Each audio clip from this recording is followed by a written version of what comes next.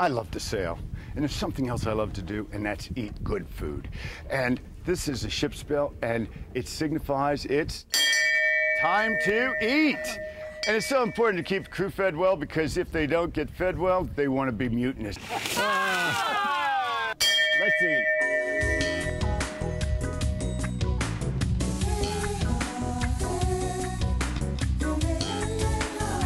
Welcome to another episode of Cooking Full Tilt with Captain Rick. Here we are in beautiful downtown Annapolis. We just sailed in with Elf, and I have my first mate here, Carly Sargent, and we're going to cook up a storm here shortly and go sailing. And we have some friends that are joining us today too. And, yes, we do. Look, there's Esther Mills from Talk to Me show in New Jersey. Well, Carly, Captain Rick, how are you? Nice to see you. Nice to see you, Esther. Are you ready to go sailing? Absolutely. Okay. I'm excited. I'm ready to go sailing. I'm ready to eat too, so let's get together and let's do it. This is Esther's first time sailing, and it's very important when you're sailing. You've got a moving platform, and your body needs to be warmed up, your muscles in your joints, and you need to be in a balanced position so when you're ready to react, you're not going to get hurt. If we get hit by a wave and you get thrown, we want you to feel in a very much into your body in a balanced position, ready to react without injury.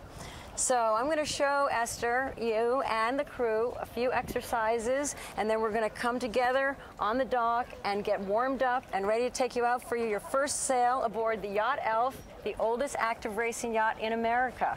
You come from a variety of disciplines. Can you tell us what they are and how you ended up developing some of these techniques or brought them together? Sure. I grew up riding horses, sailing, skiing, dancing, and lots of physical activity. Yoga's been important in my life. I've experienced Tai Chi and a dance form called NIA, which stands for Neuromuscular Integrative Action, which basically combines dance, yoga, Tai Chi, martial arts, and yoga being one of the primary platforms that we work with. So I took all these things that I love, that I know make my body feel good and strong, and have developed a program that you tailor to your own needs and your own body. Some people have shoulder problems. So if I've got you lifting your arms and that's going to hurt your shoulder, then I'm going to encourage you. It doesn't mean you can't move that shoulder, but move that shoulder within the range of your body's motion. So there's nothing that you can't do as long as you modify it to work for your body. Well, this is going to be a very interesting routine, seeing you put together the various modalities to create a warm-up routine and strengthen and balance. Yes. So I'm going to step aside. All right. Well, don't go too far, Esther, because we're going to have you right here with us. Well, I look forward to warming up and my first sailing experience. Yes, great. It's really important before you start any exercise program or any activity that you warm up your muscles. You've got all your joints, you've got shoulder joints, you've got your neck, you've got your arms, your hands, you've got your hips, knees, and feet. And it's very important that for your body's way, that you find a way to start to warm up these muscles slowly in order to stretch them, bring the oxygen in, and get ready to move. So I'd like to suggest that we start on the floor. And you can see that you need very little space to exercise. You can do this at home in bed before you get out in the morning, next to your bed, anywhere at all. You need very little space. So you start out lying in a prone position, and just with your arms over your head, you want to breathe in and breathe out. And you want to feel your skeleton lying on the floor or the deck, breathing in and breathing out. Next thing you want to do is you want to pull your knees up to your chest. And don't worry, if your knees only come to here, you just go right there. If they come up farther, they come up farther. It's important that you honor your body, your limitations.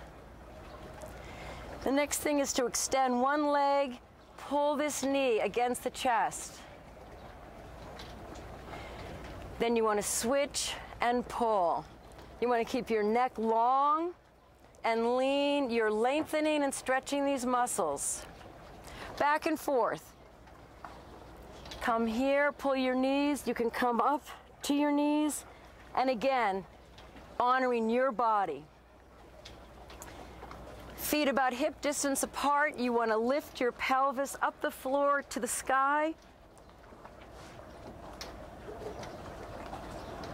And then slowly, one vertebrae at a time, you lower, lower slowly. And then up, lift. You can clasp your hands under your buttocks, breathing and exhaling, coming down. Again, you're here, breathing in. Then you want to come up to sitting, and you want to work on stretching out the hips. So you've got yourself right there, sitting on the floor, breathing, and then just folding forward, stretching the neck and the back. Coming up, you can extend the legs wide. And again, if your legs just come to here, go here. It doesn't matter. You don't have to be in a wide space. So you're here, breathing, and again, leaning forward. Just easy. And if this is as far as you can go, go here. If you can come all the way, and some people can actually put their chest right onto the deck of the boat. Then you want to just gently come over to this leg, come over to this leg.